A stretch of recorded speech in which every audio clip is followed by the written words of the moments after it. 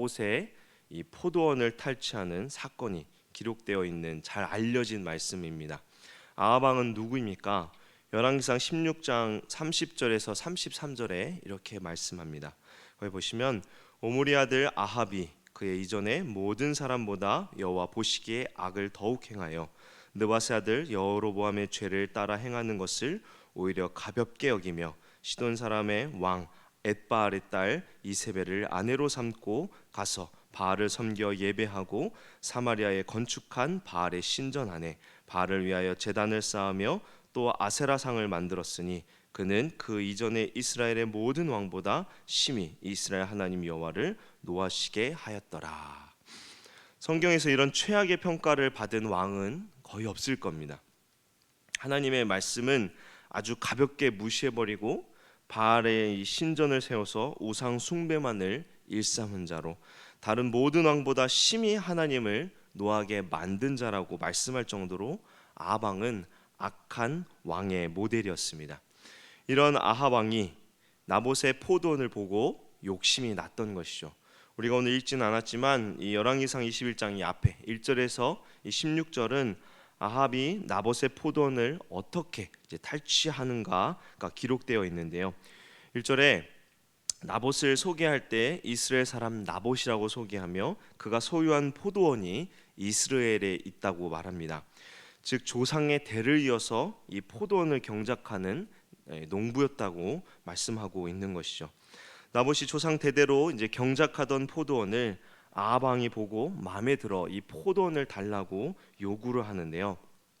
아합 왕은 포도원이 좋아서 그 포도원을 그대로 달라고 한 것이 아닙니다. 아합 왕은 그 땅을 채소밭으로 삼도록 하기 위해서 달라고 이제 요구를 하는데요.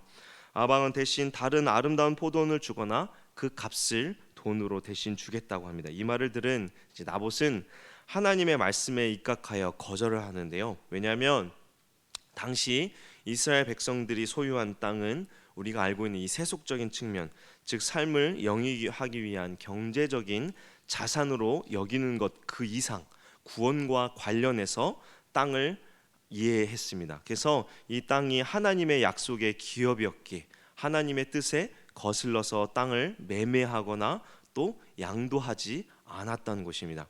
레위기 25장 23절에도 토지를 영구히 팔지 말 것은 토지는 다 내 것임이니라 너희는 거류민이요 동거하는 자로서 나와 함께 있느니라 라고 말씀합니다. 이러한 이유로 나봇은 이 아합의 요구를 거절했던 것입니다. 이제 거래가 성사되지 않자 아합은 이제 어린아이가 떼쓰는 것처럼 식사도 아니하고 굉장히 불쾌했습니다. 그의 아내 이세벨이 아합에게 이제 왜 그런지를 묻자 아합은 신앙적 이유로 거절한 나봇의 말을 이제 고의적으로 왜곡해서 이세벨에게 이제 설명을 하죠. 이를 들은 이세벨은 어떻게 합니까? 이스라엘 나라의 왕권을 행사하라고 말하며 나봇을 죽이도록 이제 이를 꾸밉니다. 이세벨은 이방 여인으로 아합이 이제 백성의 눈치를 보는 것을 매우 답답하게 여겼습니다. 왜냐하면 당시 이방 나라는 이 왕이 절대 권력을 가지고 있었고 또 왕이 나라에서 하지 못하는 것이란 있을 수 없는 것이었죠. 그래서 이런 절대 권력을 경험한 이세벨은 권력을 누리지 못하는 아합을 당연히 어리석게 여겼던 것입니다. 이에 이세벨은 나봇이 하나님과 왕을 저주했다라는 죄목을 뒤집어 쓰여서 돌로 쳐 죽이도록 음모를 꾸미는데요. 이세벨의 간교를 보면은 하나님의 율법과 경건의 형식을 이용하는 것을 볼 수 있습니다. 즉 사람을 살리는 일이 아니라 자신의 사역을 위해서 이 사람을 죽이는 일에 하나님의 율법을 이용한 것입니다. 이세벨은 이제 불량자 두 사람으로 거짓 증언하게 해서 나봇이 하나님과 왕을 저주했다고 몰아가 결국에는 이 나봇뿐 아니라 그의 자녀들까지 돌로 쳐 죽이게 하고 아합으로 이 포도원을 차지하게 합니다. 이세벨은 이방 여자였고 극렬한 우상 숭배자였지만 동시에 이 하나님의 율법도 꿰뚫고 있던 여자였습니다.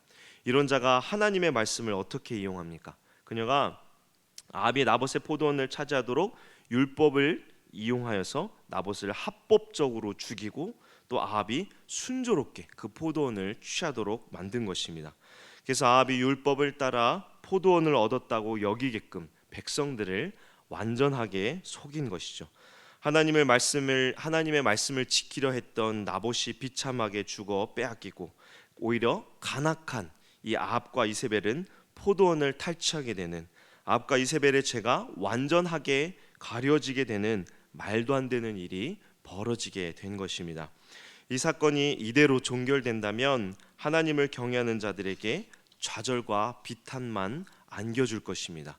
왜냐하면 하나님을 경외하고 하나님의 율법을 성실하게 지키고자 애쓴 의인은 비참하게 죽은 반면, 악인은 계속 형통한 삶을 누리는 것처럼 보여지기 때문입니다.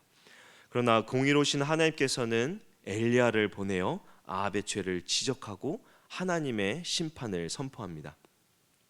아합과 이세벨은 사람들을 완전하게 속였다고 생각하겠지만, 하나님께서는 이 모든 간악한 일들을 보고 계셨으며 공의를 행하시기 위하여 엘리야를 보내신 것입니다. 19절에 보시면 하나님께서는 아합의 죄를 어떻게 지적하십니까?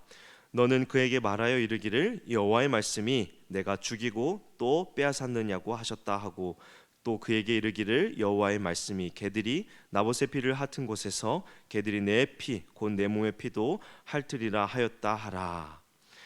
이스라엘 백성들의 눈에는 나봇의 죽음이 율법에 의거한 것으로 보였지만, 하나님께서는 내가 죽이고 또 빼앗았느냐 하고 아합의 죄를 살인과 재산 탈취로 정확하게 지적을 하십니다. 그러면서 개들이 나봇의 피를 핥은 곳에서 또 개들이 내 피를 핥을 것이라고 심판을 선언하시죠. 이는 율법에 근거한 이 보복법으로 아합이 무고한 자를 죽음에 몰아넣어서 그 피를 개들이 핥게 하였으므로, 하나님께서는 아합이 행한 악한 행실을 그대로 되돌려 갚으시겠다고 선언하시는 것입니다. 하나님의 말씀을 받은 엘리야가 아합을 만나자 엘리야는 하나님께 받은 심판의 말씀을 아합에게 전하는데요. 21절과 22절에 먼저 아합에게 심판의 말씀을 선언합니다. 21절 22절에 보시면 여호와의 말씀이 내가 재앙을 내게 내려 너를 쓸어버리되 내게 속한 남자는 이스라엘 가운데 매인자나 노인자를 다 멸할 것이요 또 내 집이 느밧의 아들 여로보암의 집처럼 되게 하고 아히야의 아들 바하사의 집처럼 되게 하리니 이는 내가 나를 노하게 하고 이스라엘이 범죄하게 한 까닭이니라 하셨고, 하나님께서는 여로보암과 바하사처럼 아합에게 속한 모든 남자들은 다 쓸어버려 멸할 것이라고 말씀하는데요. 이 여로보암과 바하사는 모두 이대만에 멸망한 이 북이스라엘 왕들입니다. 이러한 자들처럼 하나님께서는 아합의 가문도 모두 멸망당하게 될 것이라고 말씀하고 있는 것입니다. 또한 이세벨에게도 심판이 있을 것을 말씀하는데요. 23절에 보시면 이세벨에게 대하여도 여호와께서 말씀하여 이르시되 개들이 이스라엘 성읍 곁에서 이세벨을 먹을지라 라고 말씀합니다.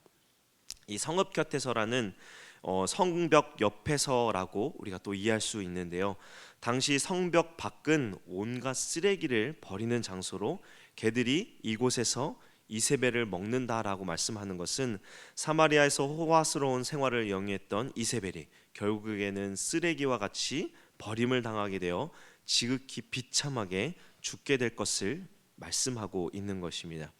그래서 24절에 아합에게 속한 자들은 성읍에서 죽은 자는 개들이 먹고 들에서 죽은 자는 공중의 새가 먹을 것이라고, 이 아합과 이세벨만이 아니라 그에게 속한 모든 가족들까지 비참한 죽음을 당하고 시신마저도 제대로 수습되지 못할 것이라고 그들의 비참한 종말을 엘리야가 말씀하고 있죠.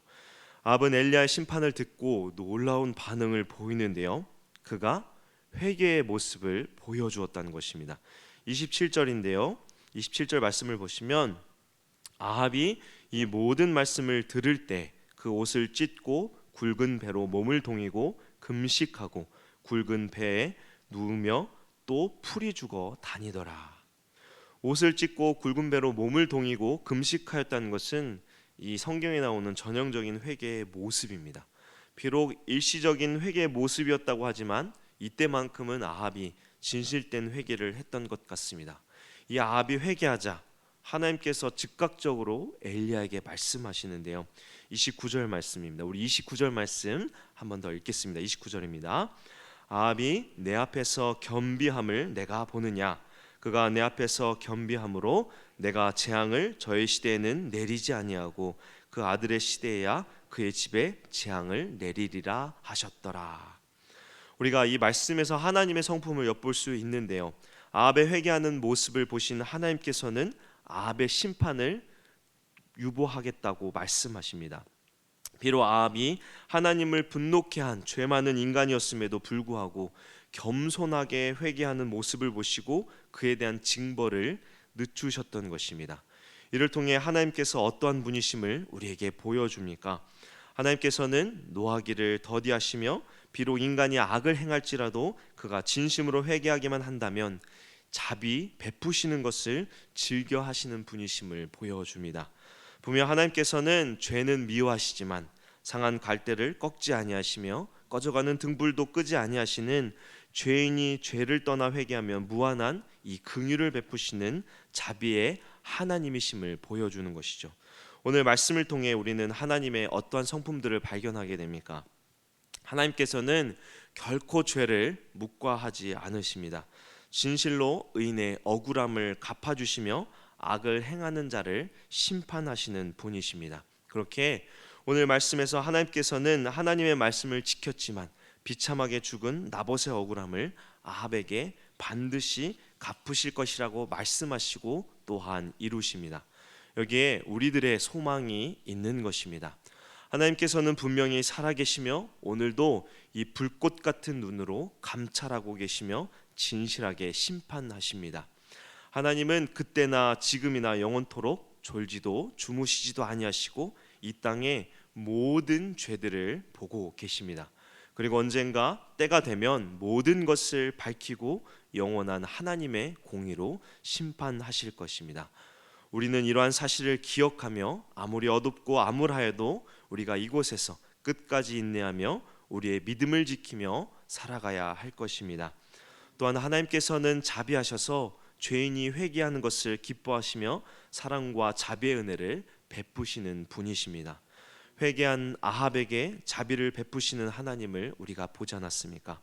이처럼 하나님께서는 공의로서 죄를 심판하시지만 자신의 죄를 인정하고 회개하는 자에게 사랑을 베푸심으로 다시 기회를 제공해 주십니다. 우리 역시도 비록 죄를 범할지라도 회개함으로 하나님께 날마다 나아가는 자들 되기를 원합니다. 반드시 하나님께서는 우리의 죄를 깨끗하게 씻어주시고 다시금 하나님의 은혜 안에 머물도록 자비를 베풀어 주실 것입니다. 이 공의로우시며 자비로우신 하나님을 기억하고 굳건하게 믿음으로 오늘 하루도 하나님 안에서 충만한 은혜를 누리시길 주님의 이름으로 축원합니다. 함께 기도하겠습니다. 공의로우시며 자비로우신 하나님, 오늘 열왕기상 21장의 말씀을 통해 우리가 죄를 반드시 심판하시며 죄를 회개하는 자들에게 자비 베푸심을 보았습니다. 우리가 이 세상에 살아가면서 악인의 형통을 부러워하거나 또 하나님께서 죄를 갚아주시지 않는다고 원망하는 자들 되지 않게 하시고 어떠한 상황에서도 인내하며 믿음을 끝까지 지키는 자들 되게 하여 주옵소서. 또한 날마다 회개하며 하나님께 나아가 하나님의 크신 사랑을 충만히 경험하며 하나님의 놀라운 사랑을 전하는 우리 모두 되게 은혜 베풀어 주옵소서. 감사드리며 우리를 죄에서 구원하신 예수 그리스도 이름으로 기도합니다. 아멘.